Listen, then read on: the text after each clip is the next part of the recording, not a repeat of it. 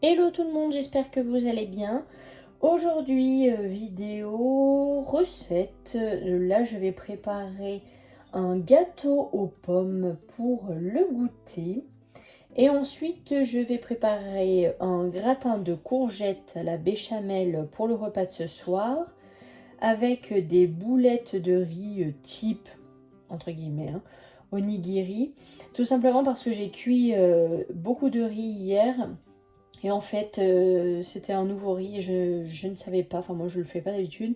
Et celui-ci, il fallait le rincer. Et en fait, il a cuit, mais vraiment en collant. Voilà, la texture était collante. Donc bof, on en a mangé, hein, bien sûr, on n'allait pas le gâcher, mais il en reste. Et du coup, je me suis dit, bah tiens, je vais mettre du vinaigre dedans. J'ai plus de vinaigre de riz depuis un petit moment, il me semble. Mais voilà, je vais mettre peut-être du vinaigre de cidre ou quoi, je sais pas trop encore. J'ai jamais fait ça. Bon, je vais essayer de l'assaisonner avec ça, peut-être du soja. Enfin, de la sauce soja, j'ai de la sauce soja sucrée. Donc je vais faire ça. Et je vais mettre, je pense, des carrés de mental gruyère que j'ai acheté là l'autre fois. Je sais jamais, mental gruyère, bref, passons. Voilà, je vais couper des carrés, je vais les mettre à l'intérieur, je vais essayer de former des boules. Donc on mangera ça, les boulettes de riz farcies au fromage avec le gratin courgette béchamel. Au moins ce sera prêt pour ce soir. Et je vais préparer également une omelette pommes de terre, oignons et je ne sais pas trop quoi encore dedans. Si je mets un légume dedans ou si je fais par exemple des carottes râpées à côté. Voilà, je suis en pleine réflexion. Donc je vous en dirai plus tout à l'heure. Là, on commence par le gâteau aux pommes. Donc là, tout simplement, eh bien, je vais peler mes pommes. Et puis après, je vais les couper. Mais grossièrement, vous allez voir, ça va être des gros morceaux. Et ensuite, eh bien, je préparerai la pâte pour le gâteau. Tout simplement, je vous montre tout ça ensuite. Les pommes sont épluchées. Donc là, en fait, ce que je vais faire, c'est les couper en deux. Et encore en deux. Hop là, j'enlève bien évidemment les pépins, le trognon. Hop là. C'est juste, c'est pas pour vous montrer comment épépiner une pomme. Hein. C'est juste pour vous montrer après bien la grosseur des morceaux pour faire ce gâteau. Il est très bon, je l'ai déjà fait plusieurs fois. Donc en fait là je vais juste les couper encore en deux. Vous voyez, à peu près, pardon. Hop, des morceaux comme ceci. Vous voyez, et c'est très très bien. Voilà. Du coup pour cette recette, il nous fallait 4 pommes, mais moi je ne sais pas pourquoi. J'en ai fait 3. Donc je vais aller en chercher une autre. Il me faut 80 g de beurre, du beurre doux. Il me faut 2 œufs. Ils sont cachés, ils sont là. Il y en a 2. Une pincée de sel fin. De la farine, il en faut 100 g. Et il faut du sucre. Et je crois que c'est 50 g. Il faut également un demi-sachet de poudre à lever. Donc là, il m'en reste un petit peu. Je vais voir si ça suffit ou pas. Levure chimique. Voilà. Bon, ben, je prends une pomme et j'arrive. Voilà, j'ai rectifié pour la pomme. J'en ai rajouté une. Du coup, je vais commencer à faire ma pâte. Donc là, j'ai pris celle-ci, la basique, la T45. À chaque fois, je ne sais plus quand je vous le dis. Bon, je crois que c'est ça. Oui, T45. Donc 100 g.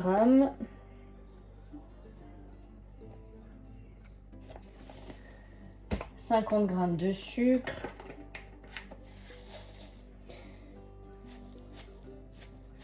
Normalement, c'est 50 g de sucre de coco. Donc là, ouais, je vais en mettre un petit peu moins. Voilà. 40 g, ça suffira. Je vais mettre la levure chimique.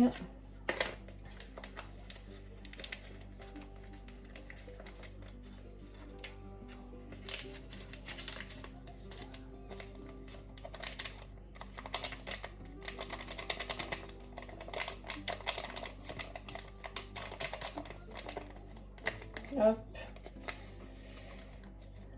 Et ensuite, je vais ajouter la pincée de sel et je vais mélanger. Hop là. C'est pénible, ça reste coincé là-haut. Voilà. Ça suffira. Et une pincée de sel. Voilà. Hop. On va mélanger.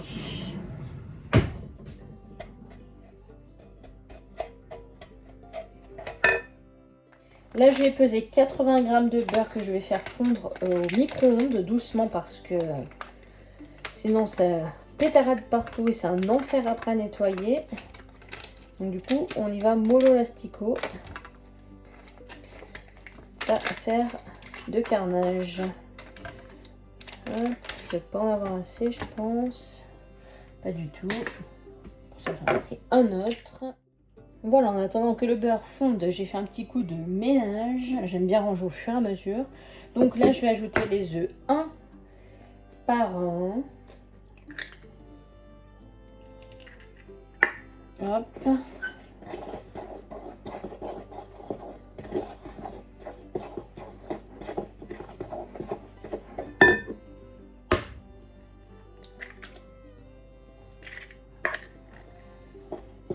Et ensuite, je vais ajouter mon beurre fondu. Voilà, le beurre est bien fondu. Je l'ajoute à ma préparation. Hop là.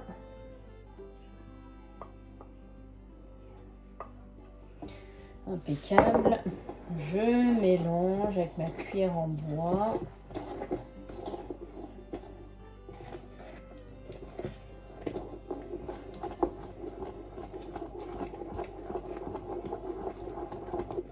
Et une fois que c'est fait, je vais ajouter mes pommes. Je vais vous montrer après ce que ça donne. Voilà, la pâte a cette texture. Voilà, je vais ajouter les pommes. Là, je mets la totalité de mes pommes. Coupées donc en gros morceaux, hein, comme vous avez pu le voir. Hop là. Et après, je mélange. Et je mets dans un plat, un moule à cake, je vais mettre. Et je vais le faire cuire, ce gâteau, 45 minutes, je crois que c'est, pour que les pommes soient bien cuites, à 180 degrés. Alors, ça fait drôle parce qu'en fait, on a l'impression qu'il y a vraiment, et c'est vrai, beaucoup plus de pommes que de pâtes. Mais franchement, c'est trop bon. On a bien le goût de la pomme, du coup, du fruit. Et on a moins de pâtes. C'est top. Voilà, je vais le transvaser dans mon plat à cake. Vous voyez, ça donne ça. J'essaie de bien les enrober.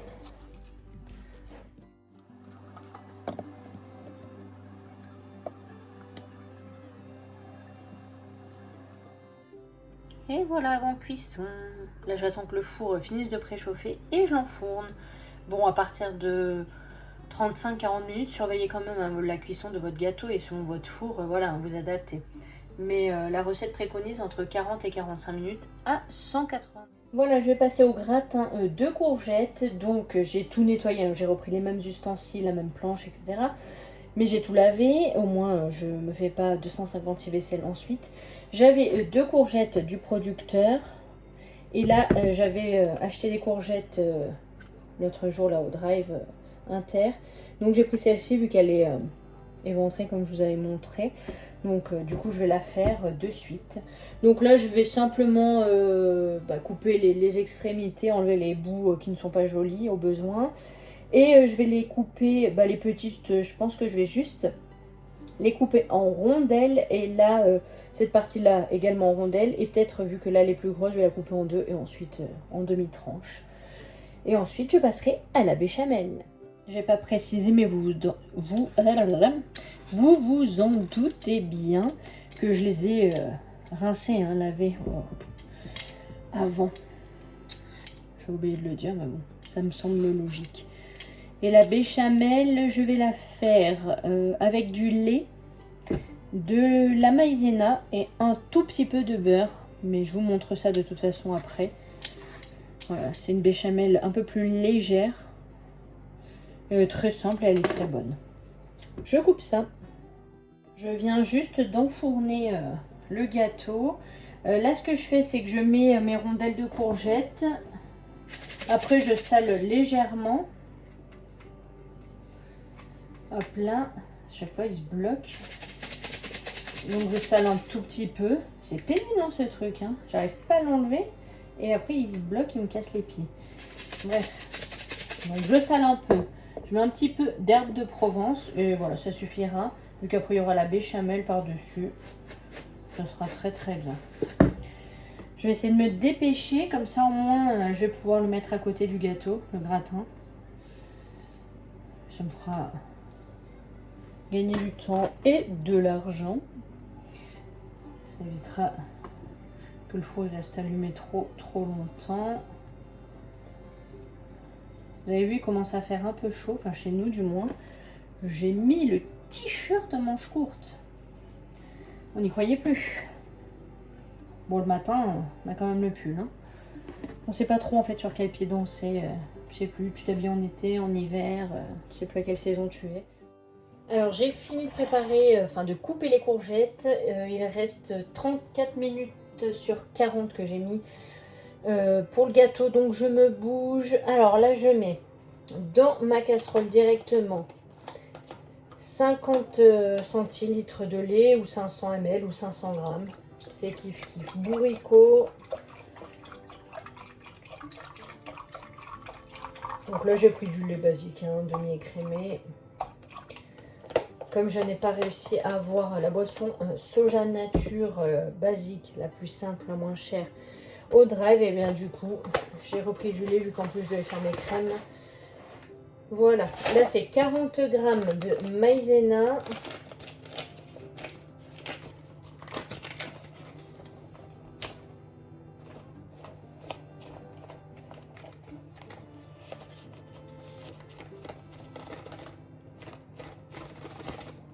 La maïzena, ça vole partout, ça c'est un enfer. Voilà, 40 g. Donc j'ajoute mes 20 g de beurre. Je fais comme ça et franchement, elle réussit tout le temps. Si ça se remet à zéro, c'est beaucoup mieux. Hop là. Donc là, j'ai mis ma maïzena à chauffer. Il me reste 30 minutes. Bon là ça fait déjà une bonne minute hein, qu'elle est sur le feu. Donc le beurre est en train de fondre. Et moi je mélange au fouet pour éviter que la maïzena colle au fond tout simplement. Et pour aider à ce que tout se mélange. Au fur et à mesure ça va s'épaissir. Donc je gère le feu plus ou moins fort. Après je le baisse selon. Et je vais jusqu'à la consistance souhaitée. Par moment, j'arrête de touiller un petit peu. Et après, je reprends au fouet mes petits tours.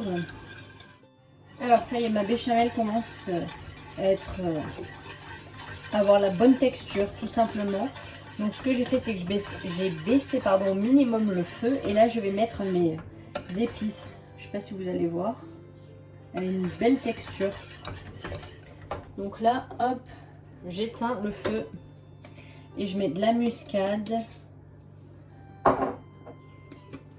5B,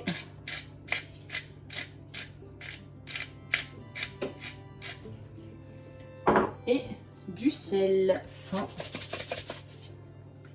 Et il me casse toujours les pieds ce morceau. Vraiment que j'arrive à l'enfoncer parce que c'est agaçant. C'est mal foutu ces trucs à chaque fois. Allez, je pense que ça ira.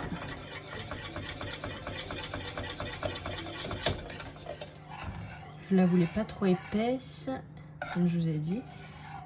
Et du coup, elle est comme ça. Elle est bien, elle est crémeuse. Je la verse de suite sur mon gratin. Voilà, il me restait de la chapelure, du coup, j'en ai mis. Bon, là, ça fait un peu bizarre. J'ai pas cuit les courgettes, j'espère que je ne vais pas le regretter. J'enfonce de suite.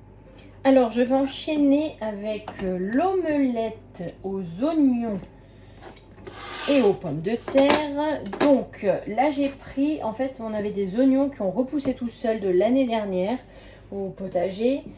Et en fait ils ont poussé, ils sont montés en fleurs. Et je les récupère. Franchement c'est très bon, même cru.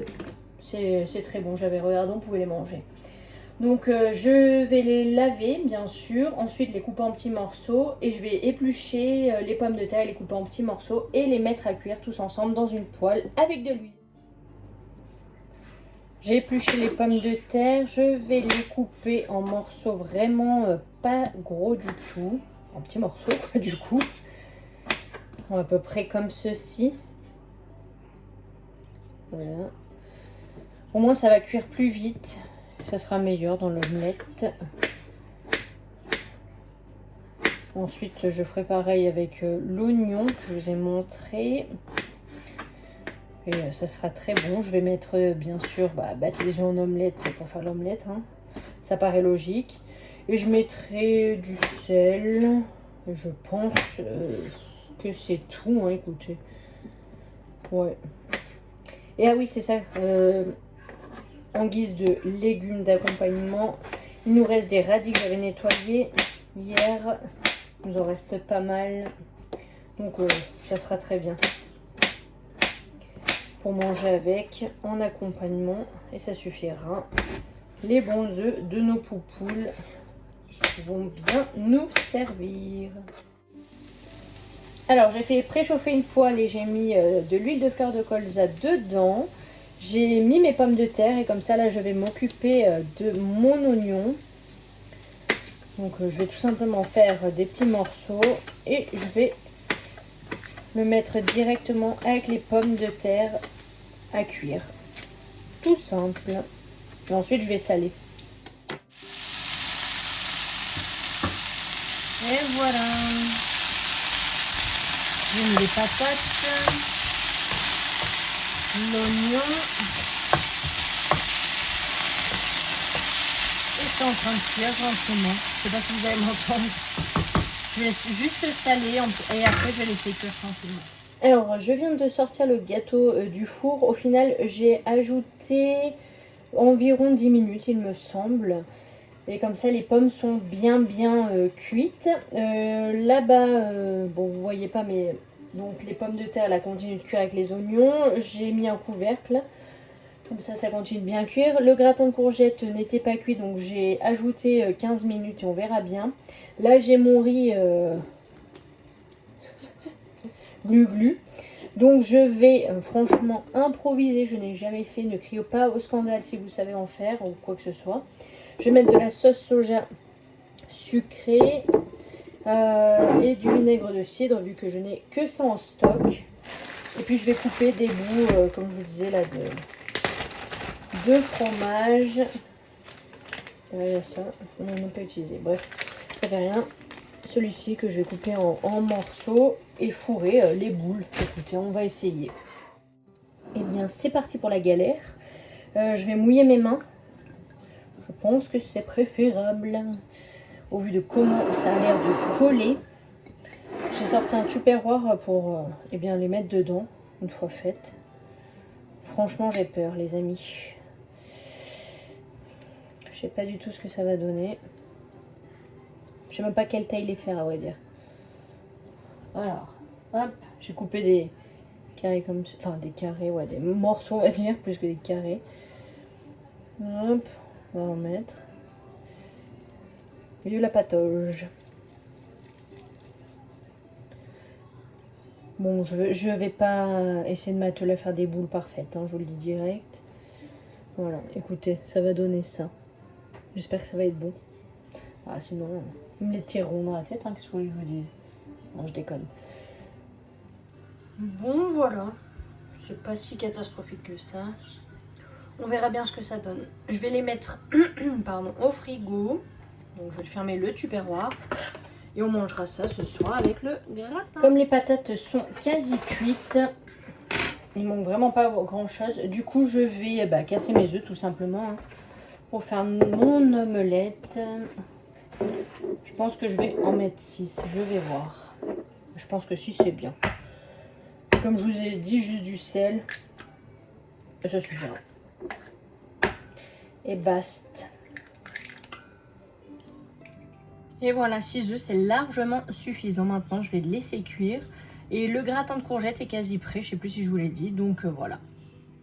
Voilà, l'omelette est cuite. Je ne l'ai pas retournée. J'avais pas envie de faire une cata.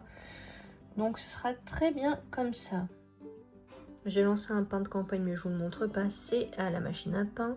Là, le gratin de courgettes est bien cuit. On aura juste à le réchauffer. Et là, le gâteau aux pommes. Voilà. La vidéo est maintenant terminée. Je vous dis à très bientôt. Ciao, ciao.